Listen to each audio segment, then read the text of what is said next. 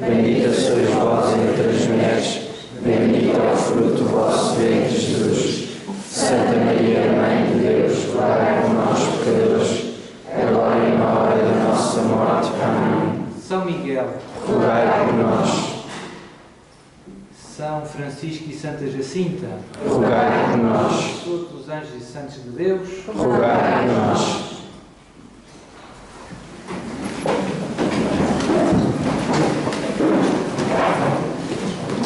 Então, muito boa tarde, noite a todos. Queria que fizessem a silêncio porque isto tem uma acústica tão boa e sobretudo. Portanto, em primeiro lugar, agradecer ao Padre Duarte. Muito obrigado. Já muito gostávamos que o Padre Duarte viesse e finalmente assim aqui foi. Eu queria fazer uma breve introdução, não perder tempo, e depois dou a palavra ao Padre Duarte e para isso estamos cá. Então, para introduzir o Padre Duarte, quem é o Padre Duarte? Não precisa de grandes apresentações, mas eu faço aqui uma breve. Nasceu em Lisboa, a 15 de junho de 1975, viveu em Cascais. Qualquer coisa que eu diga mal corrija. Misturei.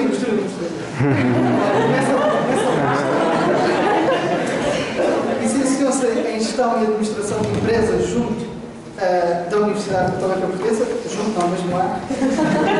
Doutorou-se em Teologia junto, portanto, na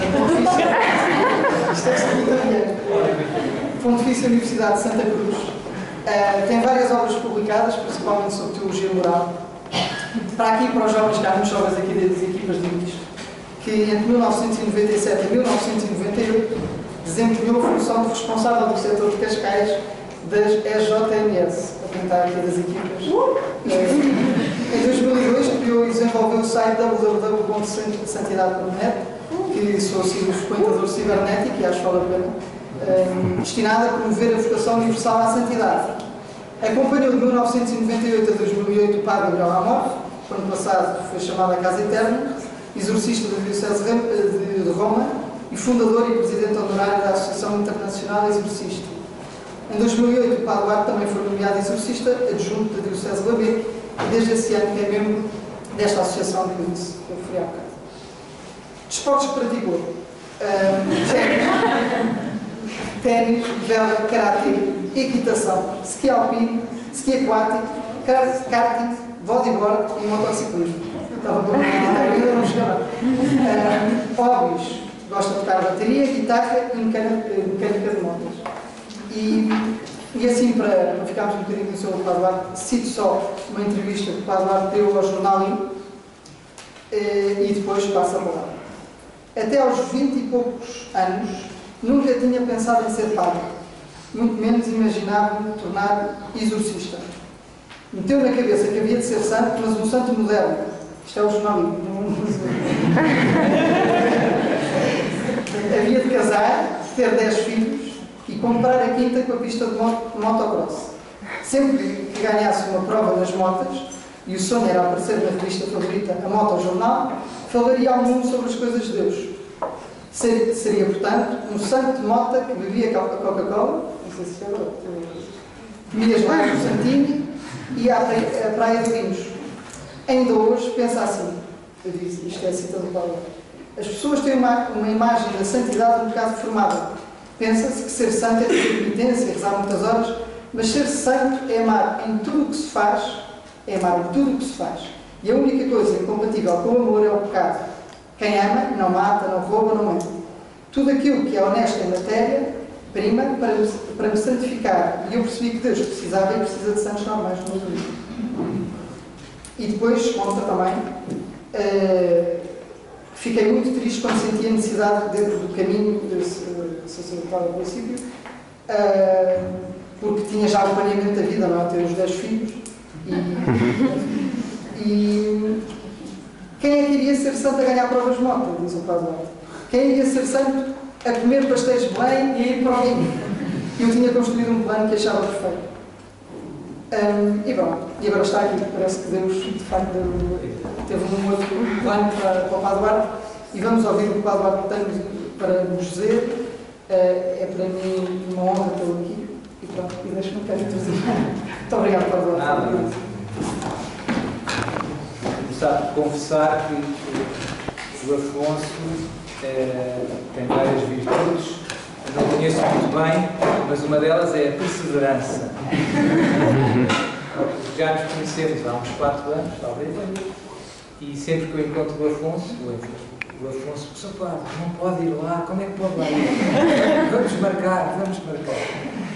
E eu tenho dito sempre, quando digo a muita gente, olha, não é fácil e tal, mas havemos que conseguir, vamos rezar, Deus vai providenciar. E depois damos 3 anos a tentar conseguir. E a perseverança é uma virtude importante que eu vejo que às vezes falha um bocado hoje. Começar as coisas com entusiasmo é fácil. Continuar com entusiasmo é difícil. Terminar com entusiasmo é heróico. E os santos são bastante perseverantes. Portanto, interessa-nos a todos. É verdade que, isto já me estou a afastar do tema, eu gosto de falar, porque é perigoso.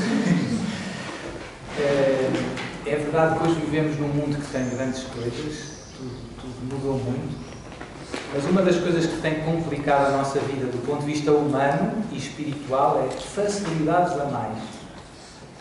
Facilidades a mais atrofiam muito, a nível humano e espiritual. Tudo muito fácil. E, portanto, isto é um bocado como aos músculos. Eles precisam de fisioterapia. E por isso é que falha muitas vezes a perseverança. Nós estamos habituados a ter tudo de bandeja e tudo fácil. E, portanto, tudo o que custa um bocadinho já não dá. Portanto, vale a pena pedir a Deus e lutar por crescer nesta virtude. Há coisas na vida, coisas que valem muito a pena, que demoram muitos anos a alcançar. A santidade, por exemplo, não é trabalho de um dia, é trabalho de uma vida. E nós, quando demoramos mais que 2 horas, isto é só assim um aperitivo que não tem muito a ver com o tema, pelo menos diretamente, mas tem diretamente. Então, o Afonso pediu-me para falar, explicou-me que estavam a fazer um pequenino curso sobre este livro. Não sei se alguém já leu. É um livro escrito por um santo, São Luís Maria Grignon de Montfort. Um santo francês, muito devoto a Nossa Senhora, um grande apóstolo da consagração à Nossa Senhora. O livro mais conhecido dele é o Tratado da Verdadeira Devoção à Virgem Santa Maria, mas depois tem mais outros. E este é outro, também bastante conhecido, O Segredo Admirável do Santo Rosário. Quem não leu e quiser ler, vale a pena. E hoje toca-me falar um bocadinho aqui de uma parte do meio que fala sobre as orações que compõem o Rosário. Vou falar um bocadinho sobre o tema que o Afonso me pediu, mas vou também fazer uns saltos e tocar outros temas que eu me parece importantes em relação com o tema do Rosário. Complementar se calhar com outras coisas, de outros santos e coisas mais recentes. Temos muitas coisas mais recentes boas sobre o Rosário, começar pela mensagem de Fátima, outras mais antigas. As mais antigas, muitas estão aqui, porque São Luís segue muito São Domingos e outros santos que eu vou seguir a São Domingos. São Domingos foi o grande difusor do Rosário a nível europeu e depois mundial. Os dominicanos foram. Vou começar por 3 objeções que eu ouvia e que se ouvem com frequência em relação ao Rosário. Quando eu digo Rosário, nós normalmente falamos em terço e em Itália, em Espanha, nos outros países, normalmente quando não se diz o terço, diz-se o Rosário. Vamos rezar o Rosário. As famílias dizem, nós dizemos cá, vamos rezar o terço. A que horas é o terço? Porquê é que se faz esta diferença? Quem é que tem razão? Temos os dois. Pode-se dizer das duas maneiras. O terço, tecnicamente falando, é a terça parte do Rosário. O Rosário são 15 mistérios, são 150 Ave-Marias, em que meditamos os mistérios da vida de Jesus. Este número 150 tem um valor simbólico, porque biblicamente há 150 salmos. Portanto, na origem, o Rosário tem esta simbologia do saltério. Para nós cristãos, o livro dos Salmos é um livro muito importante. Como todos sabemos, a Bíblia é uma grande coleção de livros inspirados por Deus, Palavra de Deus, e há um deles, que é o livro dos Salmos, que é um livro de orações. Que interessante. Não é? Orações inspiradas por Deus. E que não são só orações, que é um livro de cânticos. Não é? Os salmos são cânticos. E que se tornaram, na vida do povo judeu e depois da Igreja, e até hoje, a maneira de rezar. Jesus como é que rezava? Como os judeus rezavam, sobretudo usando os salmos. Só que para rezar os salmos é preciso saber ler. Um pequeno problema prático. E agora toda a gente sabe ler. Mas na Idade Média, noutras alturas, não era assim tão simples. Não era assim tão simples. E, portanto, as pessoas tinham uma catequese muito simples, sabiam o Pai Nosso e a Ave Maria, e então o Rosário surgiu como o Saltério da Virgem Maria, que era, no fundo, a versão popular, nós podemos dizer assim, dos Salmos. E também havia outras coisas práticas que não se contam muito, mas, por exemplo, às vezes os monges, na altura das cruzadas, na Idade Média, os monges que eram cavaleiros, que eram, no fundo, monges e guerreiros, eles que não estavam em batalha, rezavam os salmos, não é? O ofício, as laudes e as vésperas, etc. Mas quando iam a cavalo para as batalhas, não dava. Então rezavam a rosários e por aí afora. Portanto, o rosário tem muitas vantagens práticas. Depois a história, acho que já viram no primeiro encontro, como é que começou, São Domingos estava aflito, etc. Aquilo não atava nem desatava. Eu, por mais que as pregações fossem bem preparadas e mais orações fizesse pelas pessoas, o efeito era fraco, digamos assim. E Nossa Senhora apareceu e disse-lhe: prega ao rosário. E a partir dali, clique, e os frutos começaram a aparecer de uma maneira, podemos dizer, impressionante.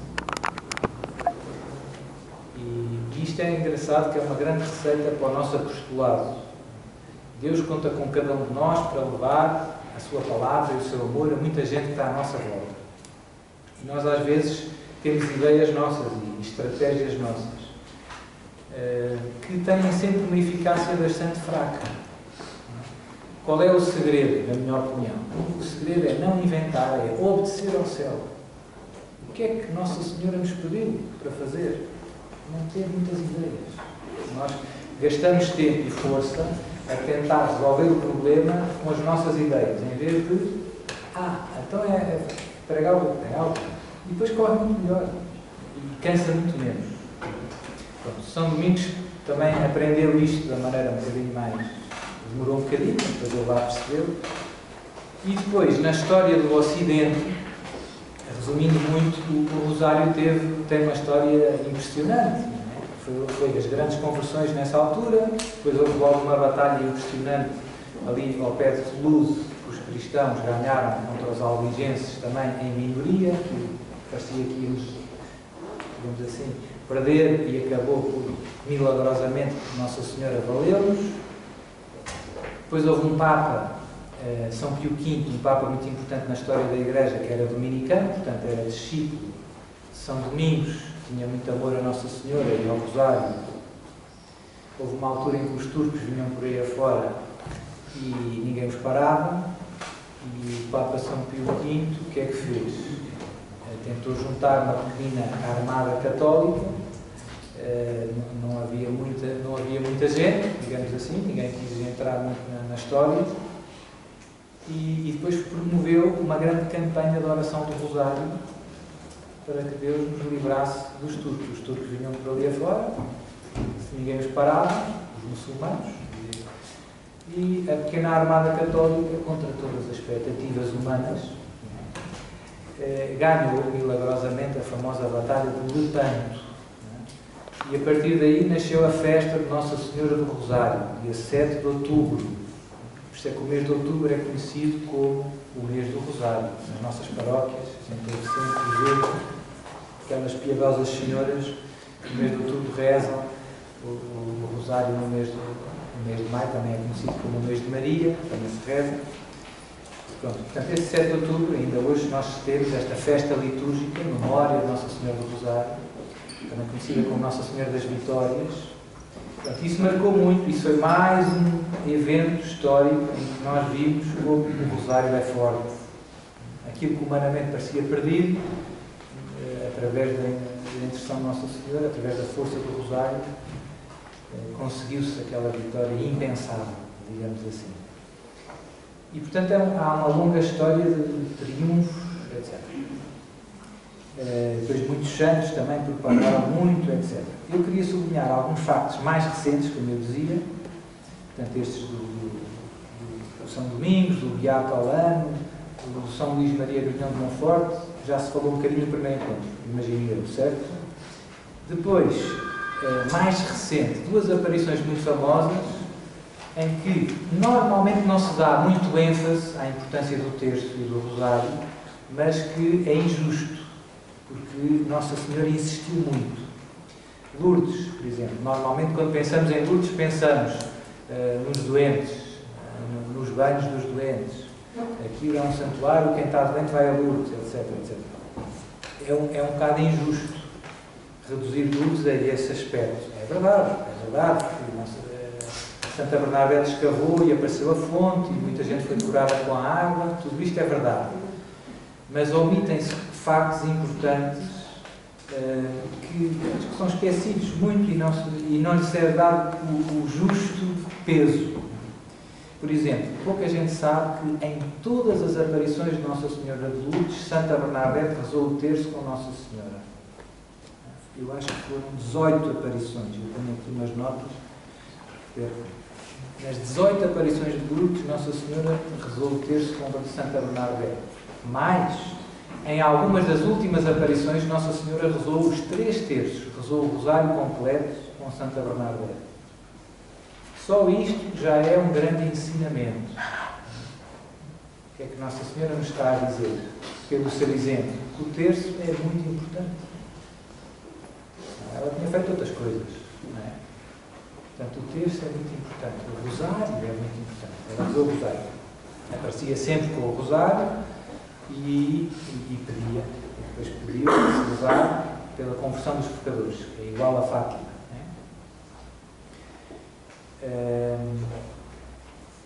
Portanto, a mensagem, as aparições de Nossa Senhora em Lourdes, que toda a gente conhece, que toda a gente lá vai, são também um convite, não tanto por palavras, mas sobretudo pelo exemplo, à importância do rosário na vida dos cristãos. 18 aparições, 18 vezes Nossa Senhora rezou o terço com Santa Bernabé e nas últimas rezou o rosário. Depois há outro santo menos conhecido, recente, que é um personagem que eu acho que vale a pena conhecer um bocadinho com mais detalhe, que ainda não é canonizado, é só beato, é o Beato Bartolo Longo. É um italiano ali da zona de Nápoles, que era um tipo inteligente, etc., e que teve uma vida meia turbulenta, digamos assim, andou por maus caminhos, chegou a ser, digamos assim, satanista. No fim do século XIX, no início do século XX, andou no espiritismo, em seitas complicadas. Ele morreu em 1926, 1841-1926. Chegou a ser sacerdote satânico. Portanto, é difícil imaginar, não é frequente encontrarmos pessoas. E, graças a Deus, Deus tocou o coração dele. Para Deus não há casos perdidos, é muito bonito. Agora há também um ex-sacerdote satânico que se converteu nos Estados Unidos, que se calhar já viram algum vídeo, tem uns vídeos na internet, que é o Zachary King. Não sei se alguém já ouviu falar. Se alguém quiser procurar, ele conta algumas coisas impressionantes que acontecem no mundo hoje. Mas não me quero desviar muito. O Beato Bartolo Longo converteu-se, voltou à fé, etc. E tinha muito claro no seu coração que precisava de reparar o mal que fez ao longo da sua vida, não é? E tinha muito angustiado, tinha muito este sentido da culpa e pesava-lhe como é que eu vou reparar. E um dia teve uma graça do céu, digamos assim, em que Deus lhe mostrou. Ele narra, eu vou citar as palavras dele. Ele dizia, isto são palavras dele: depois de uma vida péssima, arrependi-me e encetei o caminho da conversão. Mas conseguirei salvar a minha alma? Perguntava ele a ele mesmo. Em determinado momento, uma voz interior que falava no fundo da alma houve uma voz interior que falava no fundo da alma. Se queres salvar-te, propaga a devoção do Rosário. É uma promessa da Virgem Maria. Portanto, ele ouviu essa voz interior: se queres salvar-te, propaga a devoção do Rosário. E depois foi o que ele fez. Basicamente, ele dedicou-se a evangelizar uma zona ali rural, perto de Nápoles, catequizava o povo e propagava a devoção do Rosário. E, sobretudo, pronto, as pessoas levavam, rezavam, propagar a devoção do Rosário, ajudar as pessoas a começar a rezar o Rosário. E depois, na zona onde ele trabalhou, digamos assim, nasceu um grande santuário, por ele, das mãos dele, que se pode dizer que é onde eu estive já algumas vezes, onde está o corpo dele. Santuário de Nossa Senhora do Rosário de Pompeia. Lá em Itália é muito conhecido, é um grande santuário popular do sul da Itália. Está ao pé do Vesúvio, aquele vulcão grande ao pé de Nápoles. Portanto, Santuário de Nossa Senhora do Rosário de Pompeia. Depois também há uma súplica ardente, acho eu, a Nossa Senhora de Pompeia, que é longa, também inclui o Rosário, uma oração muito conhecida dele, lá em Itália, cá em Portugal, e há alguns países, por exemplo, no Brasil, também eles conhecem um bocado, mas não é muito conhecida, mas é forte e muito bonita. E só para vos dar um aperitivo de mais um grande santo, que foi um grande propagador do Rosário, e de facto é impressionante ver os frutos que isso teve naquela região. Quer dizer, aquele santuário é um dos mais conhecidos de Itália, há milhares de pessoas, há não sei se milhões por ano, há de confissões, de missas, quer dizer, aquilo revolucionou aquela zona. Como nós vamos a Fátima hoje e pensamos quantas confissões há por ano em Fátima, quantas missas, quantos terços, não sabemos contar. Portanto, o sim e o apostolado deste homem, através do Rosário, mudaram muito e continuam a mudar, continuam a ter frutos. O Papa João Paulo II chamava-lhe o verdadeiro apóstolo do Rosário. Ele é muito conhecido na Itália, depois tem uma história curiosa que, pronto, há assim histórias, os santos têm sempre várias histórias engraçadas. Ele, quem lhe deu terrenos, digamos assim, quem o ajudou do ponto de vista material foi uma condensa italiana daquela zona, que era dona ali daquilo tudo, e ele trabalhava, ela era viúva, se não me engano, e ele não era casado, era solteiro. Pronto, eles trabalhavam muito em equipa e ela ajudava muito do ponto de vista material, não é? Tinha bens, portanto, o santuário, etc. Mas depois o povo e as pessoas começaram a falar mal, porque ela era viúva, ele era solteiro, etc. E às tantas aquilo chegou ao Papa. E então, uma vez que ele foi ao Papa, o Papa é que lhe disse: olha, mas se calhar o melhor é vocês casam-se e pronto, e acaba-se a conversa. E assim foi, casaram-se, quer dizer, continuaram a viver castamente, no sentido de eu tinha voto de virgindade, etc. Ninguém tinha que saber estas coisas, digamos assim, mas oficialmente depois eram casados, etc. Continuaram a postular como assim, histórias pitorescas de problemas práticos que vão surgir. Fátima, toda a gente conhece, agora, desde que o Papa, não se fala-se de Fátima de manhã à noite, graças a Deus é ótimo. Ainda bem que fala muito de Fátima, ainda bem que os pastorinhos foram canonizados, ainda bem que as pessoas gostam de ir lá a Fátima. Eu encontro imensa gente. Sou padre, vou a Fátima todos os anos, sempre que passo lá perto do padre, os imigrantes que vêm no verão, não sei o quê. É difícil encontrar uma pessoa que diga eu não gosto de ir a Fátima. Não encontro. Não é? As pessoas podem não ir à missa, podem, não sei o quê, mas no fundo gostam de Nossa Senhora de Fátima e vão lá sempre acender uma velinha. Isto é bom, isto é ótimo, mas isto é pouco. Por um lado, eu acho que nós devemos aproveitar isso porque há uma certa empatia, uma certa afinidade do ponto de vista afetivo entre as pessoas e Nossa Senhora de Fátima. Eu uso muito isto. Gosta de Nossa Senhora de Fátima? Gosto, teu pai. Então, já pensou que um dia vai morrer? vai ver Nossa Senhora e ela lhe vai dizer: então o terço, meu filho. E as pessoas aí, bem, agora o Senhor apanhou-me fora de jogo. Portanto, é muito importante saber usar, não é, no nosso apostolado e também para nós, não é? Esta parte de gosta de Nossa Senhora, porque é que não faz o que ela pede? Não é? E se há uma coisa em que Nossa Senhora insiste, sem desanimar, parece o Afonso, é no texto. No texto, 6 aparições, 13 de maio e 13 de outubro, uma coisa, Nossa Senhora repetiu 6 vezes. Qual foi? Quer que rezem o terço todos os fins de semana. É?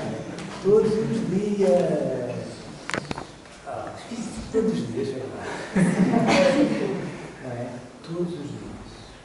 Insiste, massacra quase. Bom, mas isto também faz parte do papel de mãe. Não é? As mães às vezes insistem.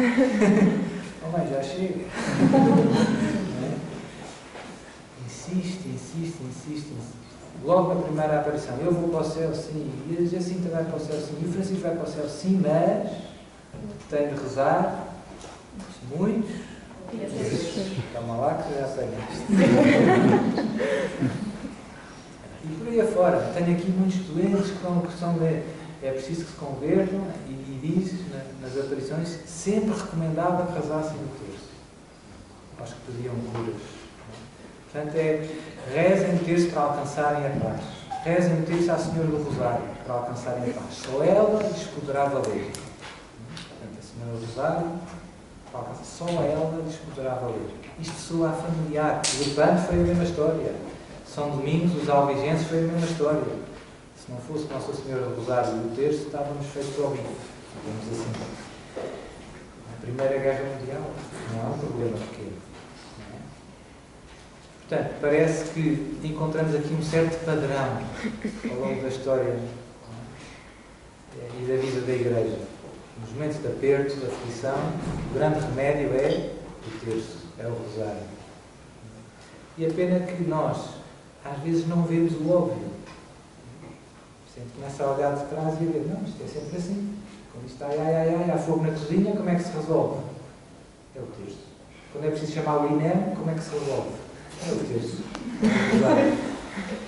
E nós complicamos, nós afligimos demais e pomos a nossa esperança noutros remédios que não são tão eficazes. Um santo que percebeu bem isto, foi o Padre Pio. O Padre Pio percebeu bem isto. E no fundo, para perceber bem isto, não é preciso ser muito inteligente. É preciso olhar para a história. Ver os factos. E os pastorinhos, obviamente, perceberam bem isto, que rezavam terços a sério, não é? O Padre Pio, no ano 1929, no diário dele, que nós temos ainda, um diário que tem escritos da vida espiritual dele, etc., encontramos lá, em 1929, um propósito que ele fez. A gente às vezes faz propósitos. Vamos a um retiro, fazemos uns propósitos, um encontro, fazemos uns propósitos, e lá, no diário dele, em 1929, encontramos lá o propósito que ele fez de rezar 5 rosários por dia. É logo à bruta. 5 rosários igual a 15 terços, para quem não está com matemática. 15 terços é à doida, como diz um amigo meu. É um exagero, não é? Ninguém se lembra de fazer um propósito de rezar 5 terços todos os dias. Porquê é que ele fez este propósito? Porque, no fundo, percebeu que o rosário, Deus quis dar ao rosário uma força especial. Porquê? Porque Fátima fala disto, Lourdes fala disto, Nossa Senhora fala disto em Fátima. A história, ele, no fundo, fez este raciocínio que eu estou a fazer aqui. Não é?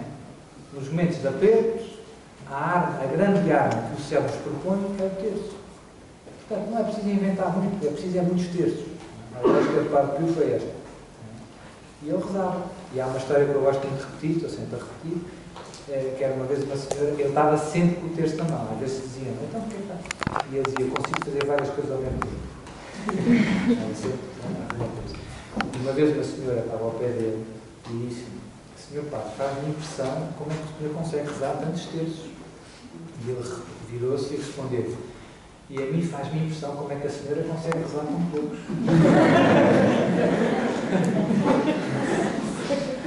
Ouve-se. Outro testemunho, ou mais 2 testemunhos, e depois também partilhei um bocadinho o meu, isto segue tudo uma ordem cronológica. O Padre Pio morreu em 1968, não foi há tanto tempo como isso. O meu avô, almocei hoje com ele, esteve com o Padre Pio, portanto, quer dizer, são santos. A irmã Lúcia, morreu em 2005. O Papa João Paulo II, 2 grandes. A irmã Lúcia ainda não está beatificada, mas Nossa Senhora disse, eu vou para o céu, sim, logo na primeira aparição. A irmã Lúcia tem 2 frases fortes em relação ao terço e ao rosário. Primeira, a seguir à missa, o terço é a oração que mais agrada a Deus. Ou, daqueles livros, a seguir à Santa Missa, o terço é a oração que mais agrada a Deus. Aqueles livros à Ronaldo, que o guarda-redes nem se mexe. É daquelas frases que arrasa com tudo. Quer dizer, ninguém diz isto, não é? Terremoto, não é? A seguir à missa, o terço é a oração que mais agrada a Deus. Voltando ao Padre Pio, o Padre Pio percebeu isto. O Padre Pio era tudo à bruta. A missa demorava 2 horas. À semana, não é ao domingo. A missa demorava 2 horas. E o terço, em vez de ser 1 por dia, eram 15. Não é? Até logo. E depois, confessar, como os padres devem confessar, é uma das coisas mais importantes que os padres podem fazer e que, de alguma maneira, outros não podem. Não é? Se o padre não se senta no confessionário, estamos feitos ao vivo. Como é que eu me confesso? É uma chatice. Não é?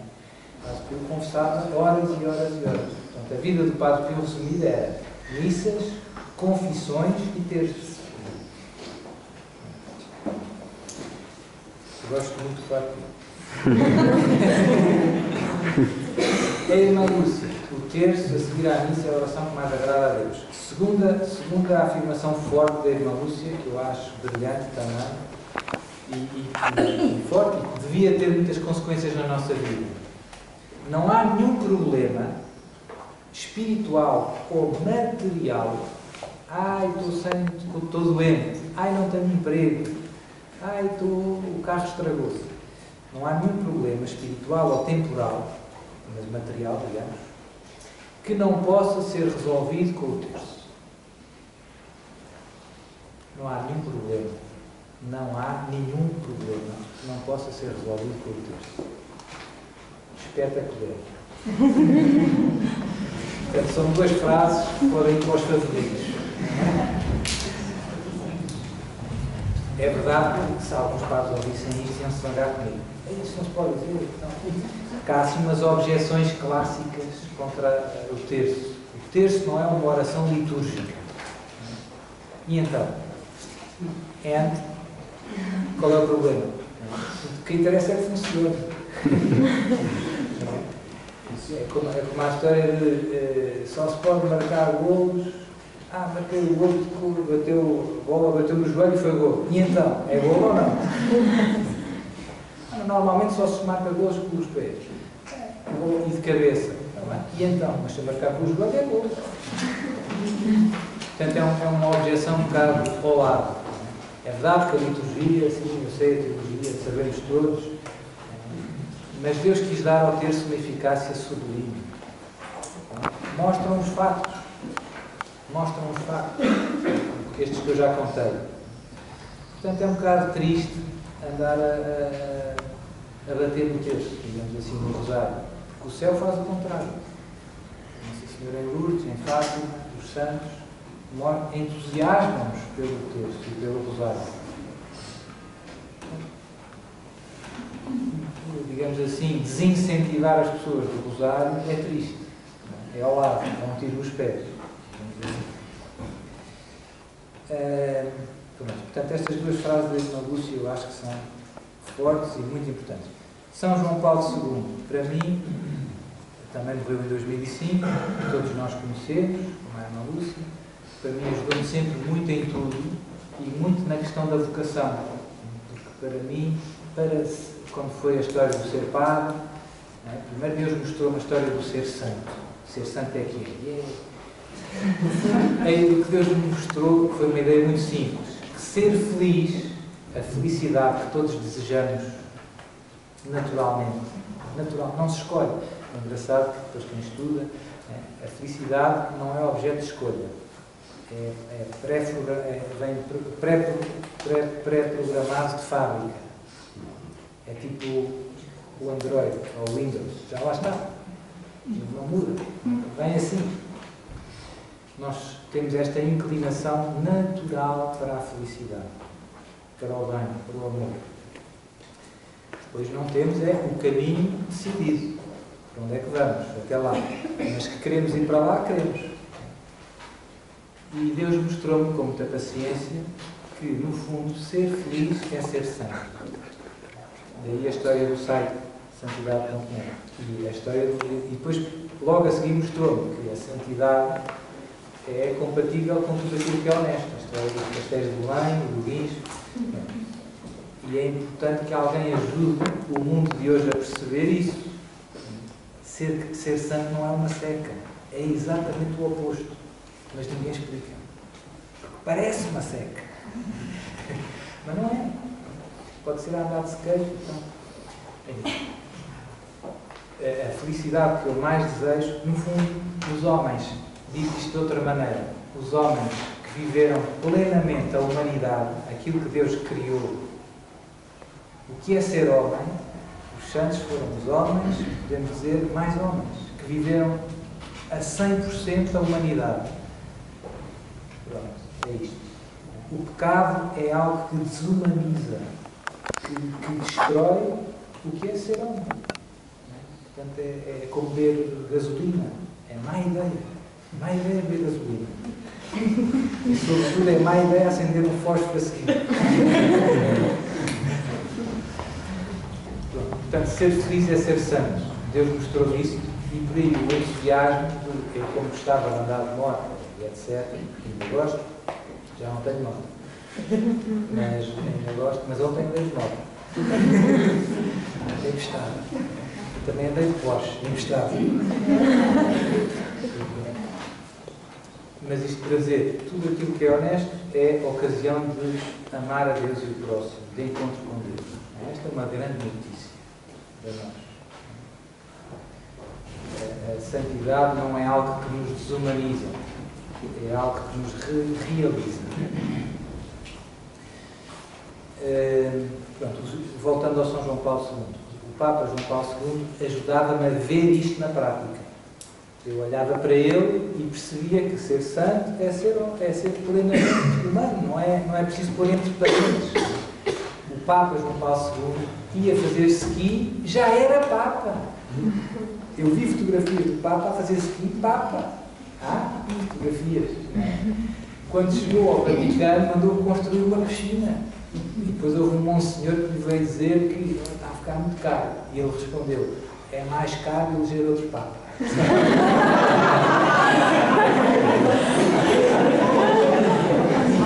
E outra do ski, voltando ao ski, houve alguém, ele virou-se para outra pessoa, para um cardeal, ele já era cardeal, e disse, olha, na Polónia, para que saiba, 50% dos cardeais faz ski. E o outro ficou impressionado, não sabia que havia só 2 cardeais.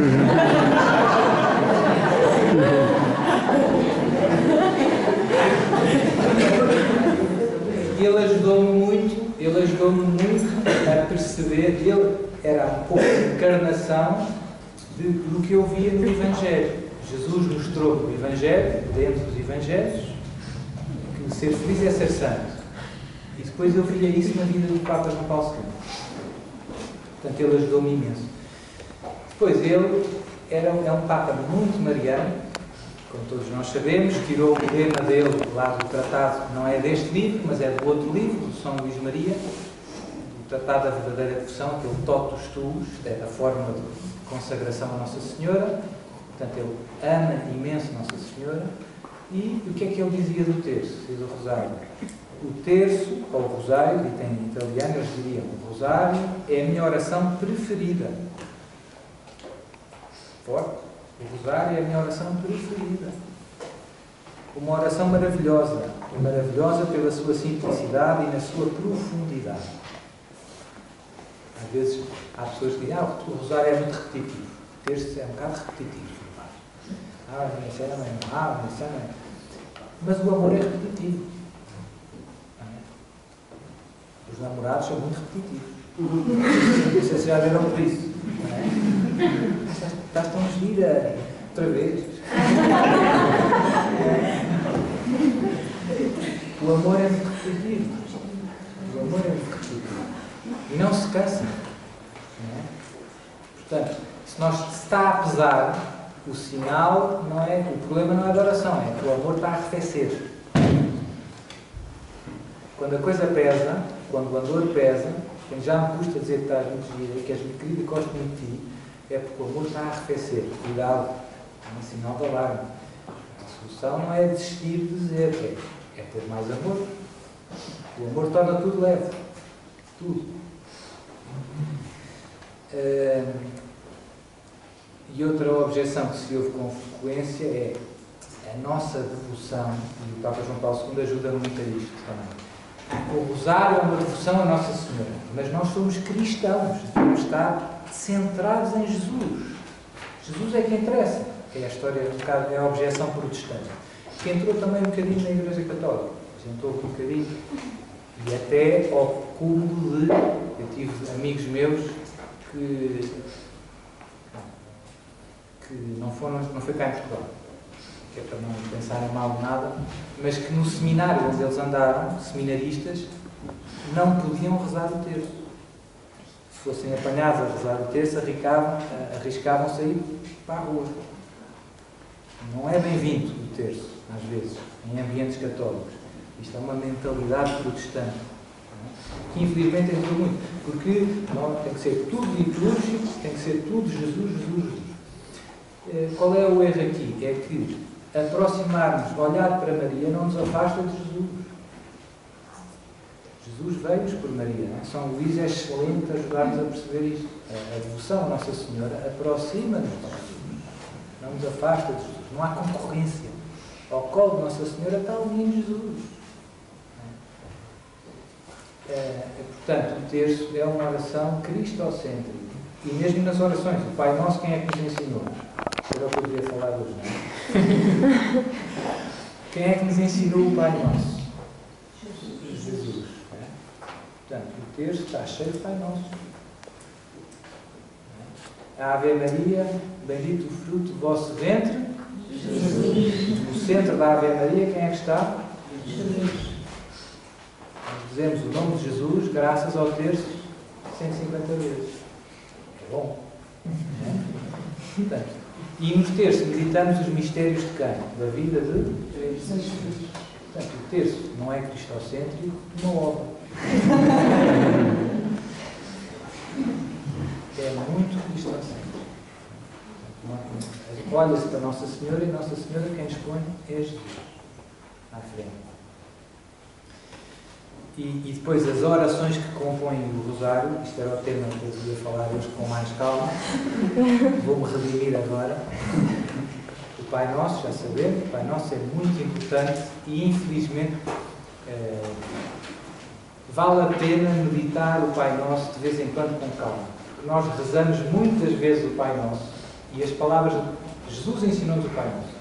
Portanto, não há oração mais perfeita do que aquela que Jesus nos ensinou. O Pai Nosso tem várias, não é muito longo, mas cada palavrinha tem muito sumo. Tem muito sumo. E, portanto, deve ser a ocasião de meditação, da nossa meditação. Não sei o que é que eu devo pensar. Pensa no Pai Nosso. Porque os grandes santos, não é? São Tomás d'Aquino disse que o Pai Nosso é perfeito. É o compêndio do Evangelho. Resume tudo. Cada palavrinha. Pai.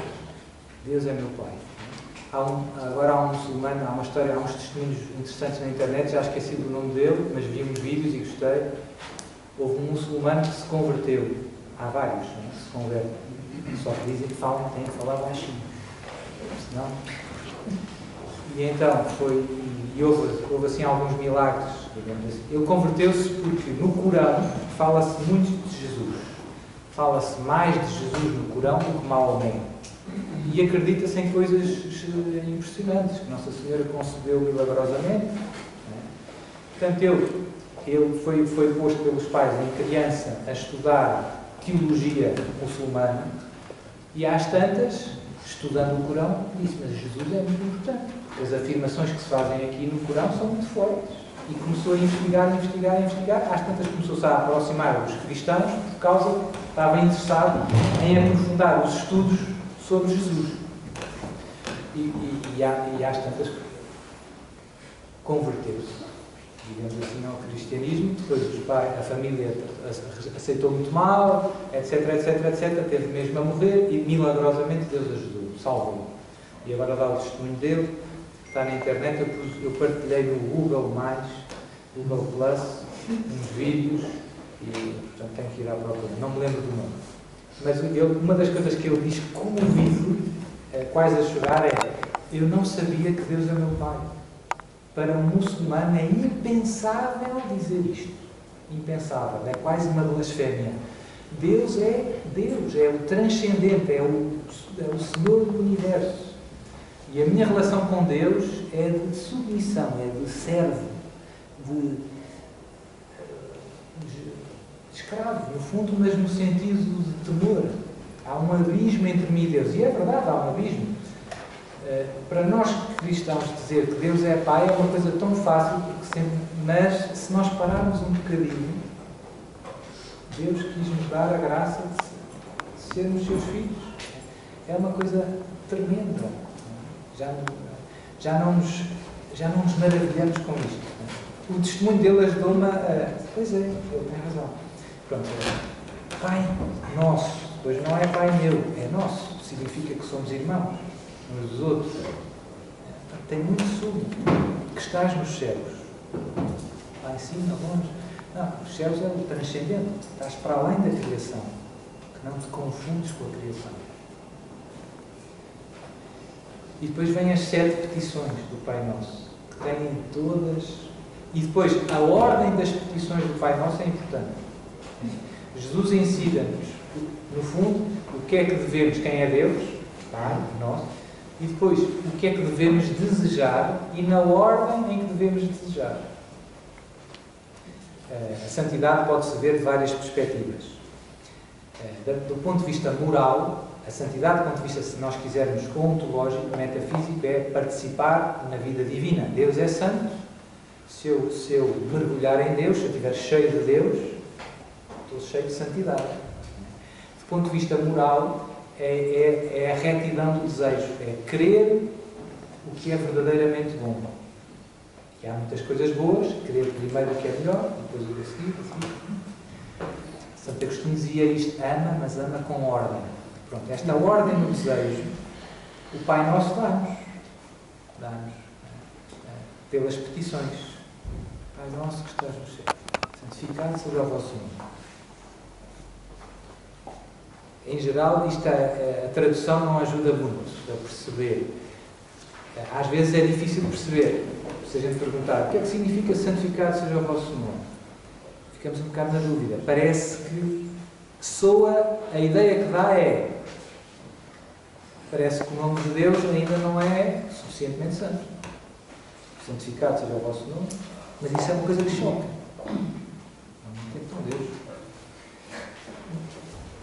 É santificado seja o vosso nome, não no sentido que Deus possa aumentar em santidade, não pode, mas no sentido de que seja conhecido a santidade de Deus, que seja conhecida de todos. No sentido que a santidade de Deus seja reconhecida em toda a terra. É neste sentido. Santificado seja o vosso nome. Todas as criaturas, sobretudo o homem racional, reconheça a santidade de Deus.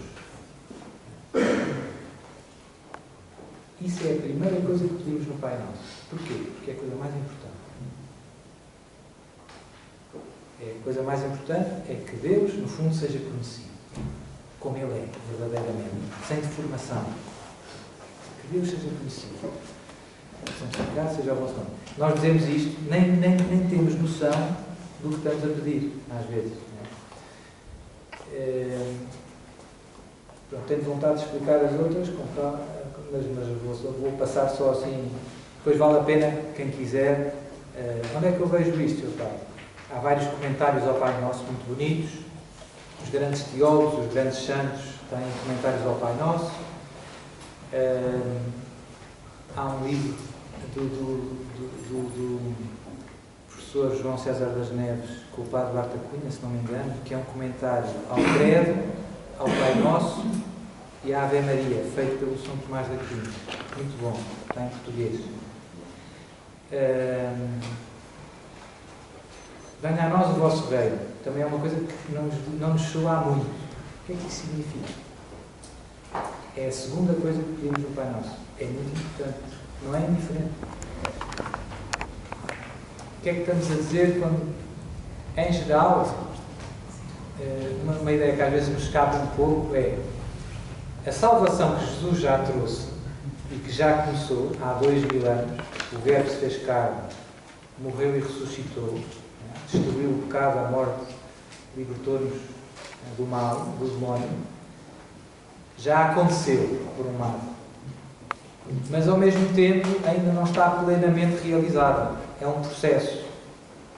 Portanto, Deus já nos começou a salvar. O título do meu livro é Deus está a salvar e a libertar-nos do mal.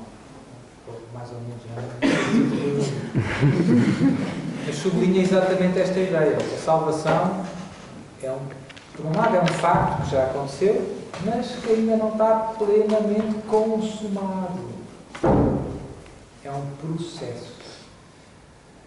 O que é que isso significa? Pronto, significa que Jesus morreu, ressuscitou, nós já temos os sacramentos, o batismo, já participamos da santidade de Deus, já começámos de alguma maneira os novos céus e a nova terra, mas ainda não estamos plenamente nos novos céus e na nova terra. Mesmo os santos que estão no céu. São Francisco e Santa Jacinta já veem Deus face a face, certo, mas ainda lhes falta o corpo, por exemplo. Ainda lhes falta a ressurreição da carne. Portanto, ainda não está 100%. Este venha a nós o vosso reino é isto.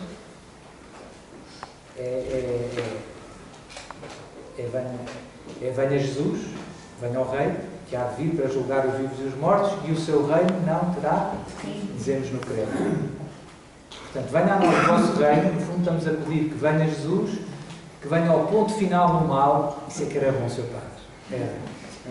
O ponto final no mal acabou-se tudo o que é mau, acabou-se o pecado, acabou-se o cancro, o IPO fecha. É muito bom. Os tribunais fecham.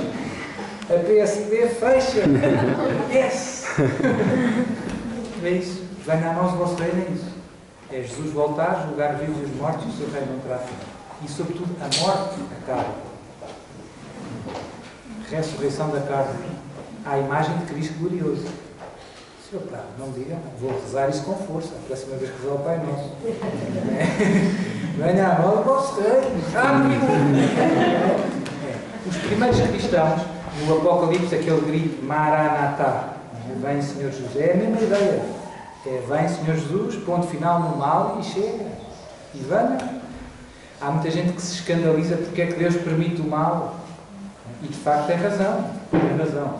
E o que eu digo muitas vezes, se Deus é bom e é omnipotente, porque é que permite o mal? É de facto um grande mistério. A melhor resposta que temos é que Deus consegue reciclar o mal e do mal tirar algum bem. E bens maiores que o próprio mal. Mas mesmo assim isto não nos conforta muito. Só pode, mas é mau. Mal é mau. Mal é mau. Morrer é mau, o cancro é mau e o pecado é mau. Mas a verdade é que o mal tem os dias contados. Deus vai pôr um ponto final no mal. Vai. Venha a nós o vosso reino. Certo? O ponto final já começou com a morte e a ressurreição de Jesus. Os apóstolos perceberam isto. A boa nova é esta. O mal está feito ao bife. Deus venceu o mal, o amor de Deus venceu. E é só uma questão de tempo. Portanto, o mal já está... É como se eu soubesse, a meio do jogo, que vai acabar 5-0. Ainda é preciso correr. E chutar à baliza. Mas eu já sei que... Nós somos chamados a anunciar esta boa notícia. O mal não tem o poder que Deus ganhou, mas ainda estamos num processo intermédio em que o mal e o bem estão misturados e coexistem. Mas este processo intermédio é só uma questão de tempo, é temporário, vai ter um fim. Venha a nós o vosso reino. Seja feita a vossa vontade, assim na terra como no céu. No fundo é uma consequência disto, venha a nós o vosso reino. Porque se Jesus vier pôr o ponto final do mal, já não vai pecar. Aqui nós ainda temos esta rebelião em relação ao amor de Deus. Seja feita a vossa vontade, assim na terra como no céu. No céu é feita perfeitamente. Os anjos e os santos não põem resistência à graça, ao amor de Deus. É a melhor coisa que podemos fazer. Nesta terra, nós temos dias. Não é? Às vezes sai-nos bem, às vezes não sai mal, às vezes eu quero o que eu quero e resistimos à graça. E a nossa vontade é uma vontade rebelde. O orgulho, a soberba, é uma luta. Todos os dias é preciso dizer: Senhor, eu quero servir-te e tal, e depois passado a chegar ali aos semáforos e a um palhaço que se põe à minha frente. Lá, é uma luta. É uma luta. Mas é possível passar a saber. Há um Papa, o Papa João Paulo I, que só foi um mês Papa, que tem uma história engraçada, que eu também repito algumas vezes. Ele diz: eu já fiz o funeral do meu amor próprio, que no fundo é a raiz de todo o pecado. É o nosso amor próprio desordenado. É a soberba, é o orgulho. Ele dizia, com algum sentido de humor: eu já fiz o funeral do meu amor próprio várias vezes, mas ele ressuscita. Isto acontece connosco. Temos esta inclinação para o pecado. E isto faz da vida cristã um combate. Não é preciso ser pessimista, é preciso reconhecer. São Paulo fala disto: eu vejo bem e faço mal. E a carne tem desejos contrários ao espírito. Estamos em combate. Será assim até o dia da nossa morte. A boa notícia, se nós quisermos ver isto da maneira positiva, é: Deus dá-nos todos os remédios e os meios que precisamos para vencer neste combate. Os sacramentos, a Igreja, os irmãos, pronto, os anjos e os santos, a comunhão dos santos, quer dizer, não falta nada. Portanto, nós temos tudo para vencer. Mas é preciso suar um bocadinho. Não é sempre a descer. Nós queríamos que fosse sempre a descer. Pronto, mas a santidade não é sempre a descer. É preciso fazer alguma parte. Deus faz a parte mais complicada. Deus faz o que nós nunca conseguiríamos. Manda o seu filho, morre na cruz, quer dizer, está quase tudo feito, mas depois é preciso pôr os 5 pães e os 2 peixes. Que do nosso ponto de vista é tudo o que a gente tem. Mas isto para dizer que eu vejo que às vezes as pessoas, como eu digo, há uma visão deformada da santidade, mas às vezes há uma visão um pouco ingênua da vida cristã. A vida cristã também tem o combate, também tem a luta, a mortificação. Os pastorinhos mostram-se isso muito bem. Isto não é para ser... o céu não é aqui. A gente às vezes esquece um bocadinho disto. Life is part. Sim, não é? Quer dizer, é bom ser feliz e é bom, mas nunca me esquecer que o céu não é aqui. Vai passar por muito isto. Eu digo, muito bom que seja, é um bom aperitivo. Esta vida, comparar com a vida eterna. E o problema dos bons aperitivos é que às vezes enche a barriga. Tipo casamento. Ei, estes croquetes estão bons e tal. E depois chega a não sei o quê, faz lá não sei quantas e mas não cabe. Trocamos o céu por 3 tostões. É o que nos acontece do ponto de vista espiritual. Agarramos, é a história do apelo, agarramos a estas coisas boas que Deus fez, que não são más, mas que depois agarramos a elas de uma maneira tão estúpida, como os aperitivos, que depois o nosso coração não está virado para as que interessam verdadeiramente. Portanto, temos que ter sempre a domesticar, no fundo, usar estas coisas em função das outras. Essa é que é a luta. Pronto, voltando. O João Paulo II ajudou-me muito a perceber estas coisas e ele era um grande entusiasta do terço e do rosário e isso também me ajudou muito. E ajuda-me ainda hoje na minha caminhada como sacerdote. Depois, mais uma última... Já passámos o tempo ou não? Já? Está bem. E esta é a pergunta que eu faço sempre, que tem poucas consequências. Então, mais uma partilha mais pessoal, digamos assim, da minha caminhada. E vale o que vale, mas eu conto também. Eu nunca rezei o terço para ir até aos 20 anos, 18 anos. Uma vez ou duas. Não se rezava em minha casa. O terço. Havia muitas coisas boas, e há, que os meus pais me ensinaram e que eu agradeço a Deus de todo o coração. Coisas de educação e de fé, né? Ensinaram-me a rezar, a amar a Deus. E muita coisa também de, se nós quisermos, de teologia, digamos assim. Mesmo com o meu avô aprendi imensa coisa, que ainda me vale hoje. Enfim. Mas nunca não havia o hábito de rezar o terço, nem em casa dos meus avós, em casa dos meus avós maternos, dos meus avós pais da minha mãe, eles sempre rezam o terço juntos, até hoje, é comovente, meu avô já tem 95 anos, meu avô e minha avó rezam o terço todos os dias juntos. E quando eu ia com eles de carro, às vezes ia para o Alentejo ou assim, a minha avó sempre muito delicadamente: Duarte, olha, eu e o avô costumamos rezar o terço. Você não se importa, pois não?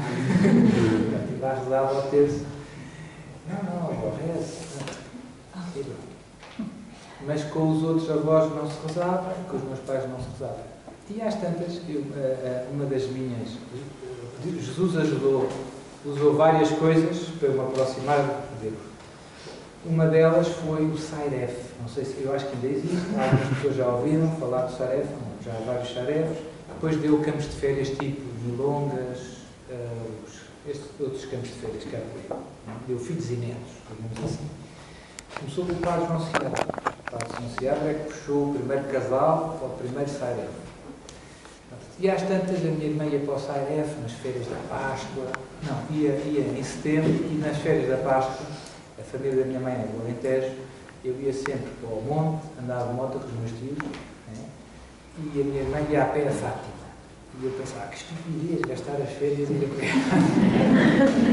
Mas ela vinha de lá toda contente. Jesus! O que é que se passa aqui? É engraçado que o testemunho toca sempre. Faz-nos, questiona-nos, provoca. Quer dizer, eu conhecia a minha irmã bem e dizia: isto não é normal. No fundo, eu sabia que isto não é normal, está aqui qualquer coisa que se passa. E 1 ano, 2 anos, e 3 anos, que chegava a altura da peregrinação e lá ia ela toda contente: minha peregrinação, vou dormir no chão, que bom. Mas eu pensava que eu ficava questionável. Está aqui qualquer coisa. Mas preferia andar de moto. Andar de moto todo contente. E então, às tantas, os meus primos, que participaram, como a minha irmã, nos campos de férias e tal, às tantas, passaram a ser monitores. Porque os monitores, os responsáveis, são recrutados dos que depois crescem um bocadinho, já têm 18 anos e tal, agora vais tu. E às tantas, nas reuniões em que estavam a preparar, um dos meus primos disse: o meu primo Duarte é que tinha jeito para isto. Eu devia estar a pensar nos jogos, não sei o que é que eu estava a pensar. Foi o irmão, é engraçado, este meu primo é o Rodrigo Turcado, que é irmão da Matilde e Voitila, e dos gêmeos, como já é padre, do Bernardo Turcado, que alguns se calhar conhecem. Boa gente, não é? Não é por serem meus primos. E eles são todos Milonga, Sairé, fizeram tudo muito bem. E às tantas, o meu primo Rodrigo disse lá aos casais: o meu primo Duarte é que tinha jeito. E eles ligaram: Duarte, você quer vir e tal? E eu disse que sim, estas coisas que a gente sabe faz sem saber bem porquê. Está bem, pode ser. Mas lá fui às reuniões e tal. Depois, primeiro campo de férias, lá estive no campo de férias e estava lá o padre Nuno Serras Pereira, também alguns conhecem aqui, acho eu, que apareceu de moto. Deus preparou tudo. Foi tipo estocada de toureiro. Apareceu o padre Nuno de moto. Isto é o que é. Agora estou cá de certeza. Nós dei o padre Nuno dizer, olha, a sua corrente está um bocado, está com fome e tal. Então, e nesses campos de férias falava-se da mensagem de Fátima. Havia-se um bocado a mensagem de Fátima. E um dos dias do campo ia-se a Fátima, que era perto de Santarém, ia-se a Fátima, era perto e tal. E a mensagem de Fátima, eu sou bastante pragmático e ligado aos factos, quer dizer, as palavras de Nossa Senhora são fortes. Portanto, nós estamos sempre a ouvir o que os outros dizem, como interpretam. Lê tu. Pega na memória da irmã Lúcia, lê e depois faz. Então, eu li o primeiro contacto com os textos, aquilo mexeu muito comigo. O inferno, muitas almas se perdem. Espera aí, se isto é assim, isto é uma coisa séria. Não estamos aqui a falar de... Calma. Isto não se pode dizer isto e ficar como se... vamos para o cinema. Calma, isto aqui é sério. E então, logo nesse primeiro campo de férias, às tantas havia reuniões por grupos e havia um dos dias que o tema era a oração. Tema típico, não é? A oração. Monitores, grupos e tal, vamos partilhar e tal. Depois no fim, junta-se tudo. Eram pai de 60 miúdos, 15 monitores, 3 casais e o padre. Então, 90 pessoas, um salão assim como este, um bocadinho maior. E depois estava tudo a partilhar. No nosso grupo dissemos que a oração é muito importante e que rezar faz muito bem. E outros, sei que. E eu, no meio daquilo tudo, saiu e disse: tudo isto é muito importante, mas é importante não esquecer. E outra coisa que mexia comigo era os monitores rezavam o terço todos os dias antes de dormir, às 5 da manhã, era um exagero. Quer dizer, aquilo não acabava aos dias, era a partida cheia, bora aí! E depois, mais jogos, mais, não sei o quê, e agora a seguir ao jantar vamos ainda fazer uma caça ao tesouro e não sei o que mais, né? E depois é preciso lavar a louça, não sei o que mais. E às 4 da manhã, eu já caí para o lado, vamos rezar o terço. Estás a brincar? Mas eu admirava-os porque eram pessoas. Foi a primeira vez que eu vi pessoas da minha idade, normais, tipo havaianas, SWATs, não sei o que mais, a rezarem o terço, sem os pais, por perto. Eu disse, como é que é? E então, nessa tal reunião em que estava tudo a partilhar, eu às tantas saí-me com esta. Tudo isto é muito importante, mas é importante não esquecer que Nossa Senhora pediu em Fátima para rezar o terço todos os dias. E depois desta afirmação, criou-se um certo silêncio na sala. Assim tudo. Muito obrigado. O padre não estava lá e para quebrar aquele silêncio diz assim: e tu rezas? E eu disse: eu não rezo. Foi fantástico. Remédio Santos. A partir desse dia, já lá vão uns 20 e poucos anos, 20, não é? E eu disse: de facto isto não faz sentido. Eu não posso não viver o que proponho. Não é? Eu vou começar a rezar o terço todos os dias. E desse dia até hoje, graças a Deus, tenho rezado o terço todos os dias. Depois comecei a rezar mais. Comecei a rezar 3, 4. Mas, e depois, onde é que eu quero chegar? Pedi ajuda a uma monitora que estava lá, que escrevesse num papel a Salve Rainha. Eu não sabia. Portanto, aprendi a Salve Rainha aos 20 anos. Portanto, há esperança para toda a gente. Mas depois comecei a rezar o terço e acabei, como se vê, esta bonita fatiota. Cuidado! Cuidado, que quem fica com fogo queima-se. Mas onde é que eu quero chegar? O terço revolucionou. Houve várias coisas que tiveram muito efeito na minha caminhada, na minha maneira de pensar e de viver. o texto todos os dias eu noto, eu vejo muito claro no fim da minha vida que foi uma grande mudança. Mudou muita coisa depois desse dia e de que eu comecei a rezar o texto. Muita coisa. Gradualmente, mas visivelmente. Outra das coisas que mudou muito foi quando eu comecei, também com a ajuda de Nossa Senhora, de Fátima, a fazer os 5 primeiros sábados. A mesma coisa, confissão todos os meses. Mudou. Yes! Cheguei lá no segundo, primeiro sábado e pensei, e agora o que é que eu vou dizer ao Padre? Eu confessava o Pai 3 vezes por ano, que eu achava que já era bem bom, não é? 3 vezes por ano. Mas era sempre um bocado tipo à fogo na cozinha, rápido, tenho que me confessar. Lá na paróquia onde eu ia confessar, à missa, graças a Deus, havia um padre que confessava sempre, durante a missa. É uma coisa que não se vê muito, mas era ótimo. Os salesianos do Estoril. Então eu confessava várias vezes, porque era fácil. Estava na missa e o padre estava ali a confessar. Pronto, com os primeiros sábados comecei-me a confessar todos os meses. Foi mais uma mudança. É como andar de carro. E em primeira, rezei o terço, segunda. Depois comecei-me a confessar em primeiros sábados, terceira. E depois isto só para quando a gente quiser parar. A nossa relação com Deus só para de crescer quando a gente quiser parar. Deus respeita sempre a nossa liberdade. Não é que não é mais santo quem reza mais horas por dia. Mas não há dúvida que há uma relação, mas não é estritamente matemática, entre oração e amor a Deus e ao próximo, que é a alma da santidade. Não é? Há uma relação entre a oração e a caridade, que é a rainha das virtudes. Há uma relação, mas não necessariamente a pessoa que reza mais é mais santa. Mas há uma relação. E depois Nossa Senhora aparece há várias aparições contemporâneas e eu recebi uma graça que também já contei, alguns vídeos, não estou sempre a repetir. Umas aparições mais recentes, não foi Medjugorje, mas também em Medjugorje também já fui a Medjugorje 3 vezes presente do céu, sem programar. Nossa Senhora tratou de tudo é bilhete de avião e coisas do género. E fui, no fundo, quem vive com Deus, no fundo, não tem que fazer muita força, tem que se deixar ir. É como Nossa Senhora, é só dizer que sim, olha, está bem, estás disponível, estou. Basicamente é isso.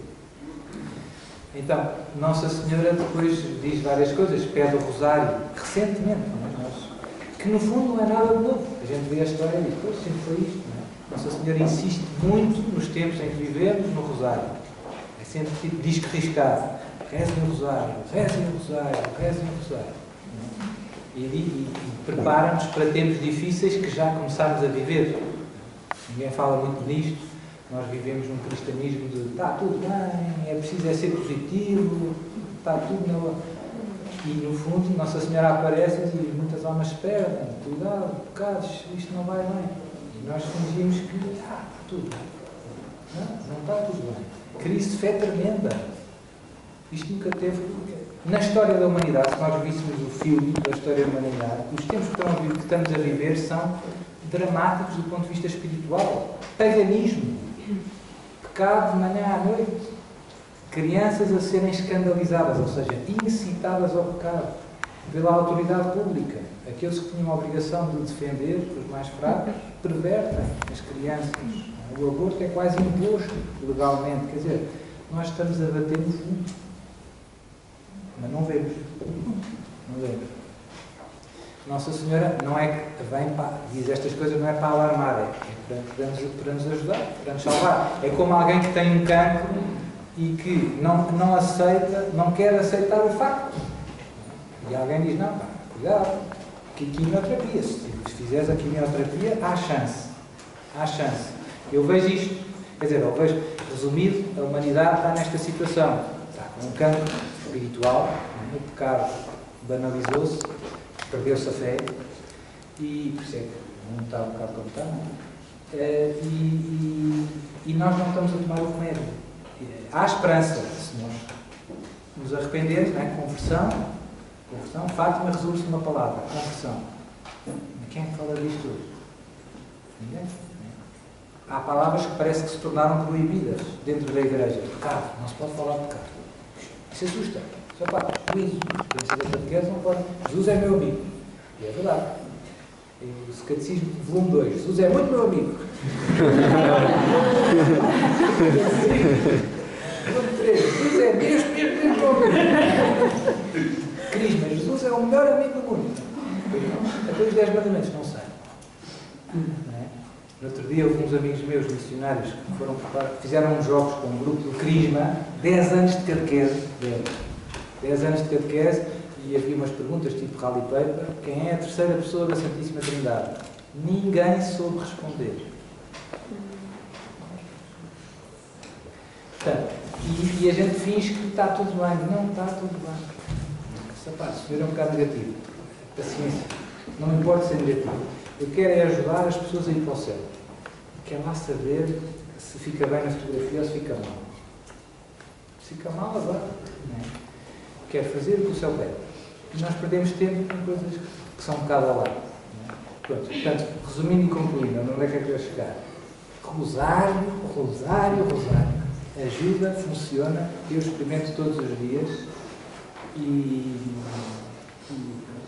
portanto, recomendo vivamente. É daquelas coisas que, quando se gosta, não se quer largar. Não sei o que é que seria. Para mim, uma penitência seria dizerem: amanhã não podes rezar o rosário.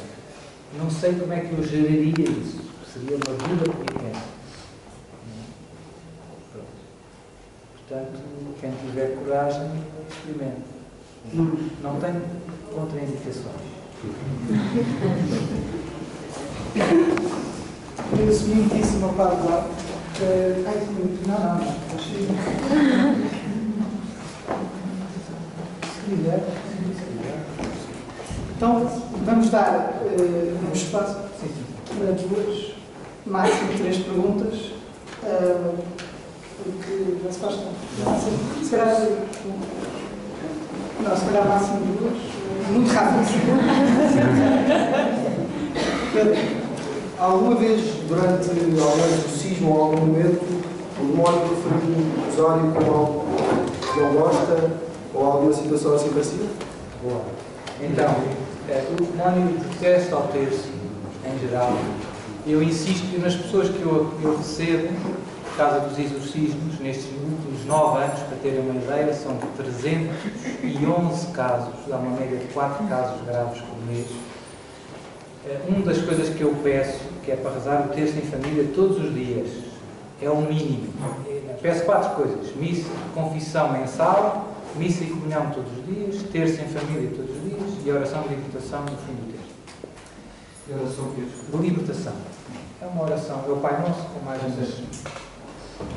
E eu noto que o demónio detesta ao terço. E o que é que acontece? Factos, o que eu vejo com frequência.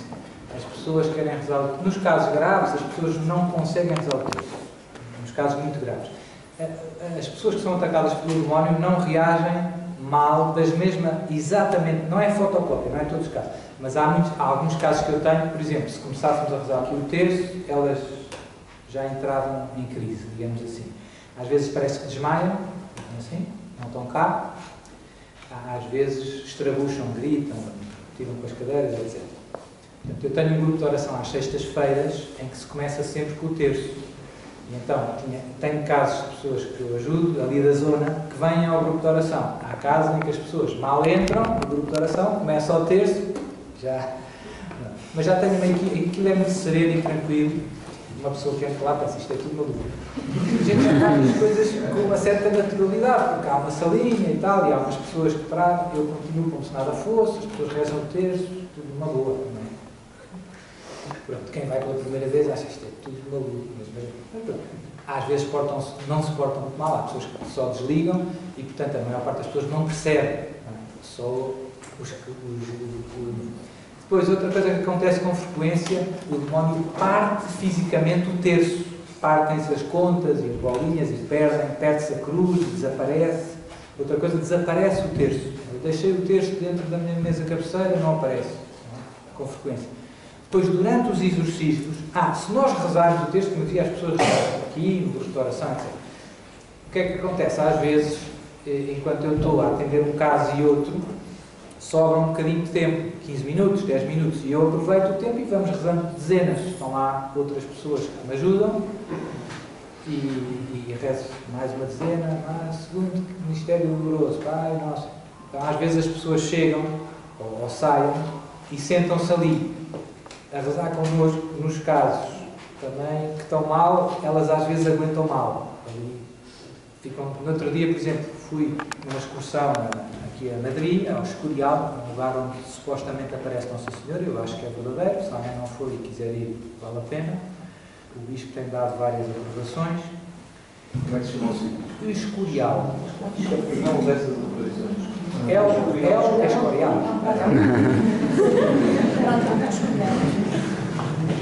Já há alguns padres e freiras que nasceram lá, uma comunidade, gente boa. Os meus pais foram lá e viram o Milagre do Sol, os dois, etc.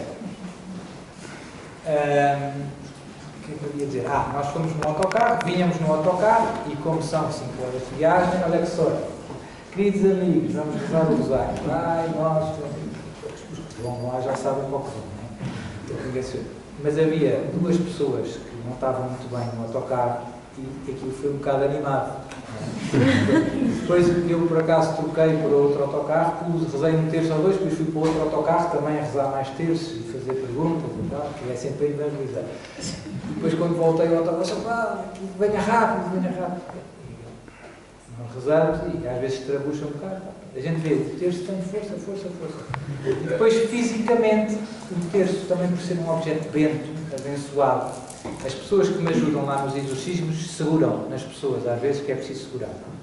E como elas estão a rezar o terço, eu peço-lhes a elas para não fazerem barulho nenhum, não abrem a boca, não fazem comentários, mas para irem rezando o terço, dezenas, em silêncio, interiormente. E elas normalmente têm um terço na mão. Portanto, às vezes é preciso segurar, assim, às vezes é preciso segurar com muita força, lá pousam o terço. Mas têm-no na mão e às vezes encostam o terço à pessoa que está a ser rezada. E até isso incomoda o demónio. Se eu encostar, a pessoa está a ser segurada neste braço. Se eu pendurar o terço e puser aqui na mão, o demónio às tantas começa a querer mandar embora o terço. O objeto físico, mesmo sem estar ninguém a rezar. Portanto, eu vejo que é uma das orações que o demónio menos gosta. É isto. Eu acho que ficamos muito atrasados. E a pergunta foi ótima. E olha, o terço. O terço, um bocadinho. Então rezamos o Pai Nosso, já rezamos lá bem e eu dou a bênção de Jesus. Pai Nosso, que estás nos céus, santificado seja o vosso nome, venha a nós o vosso reino, seja feita a vossa vontade, assim na terra como no céu.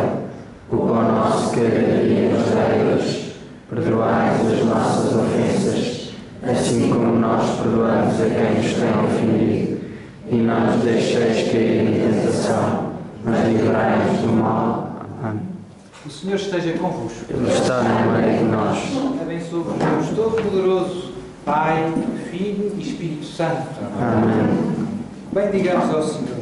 Graças a Deus. Outra boa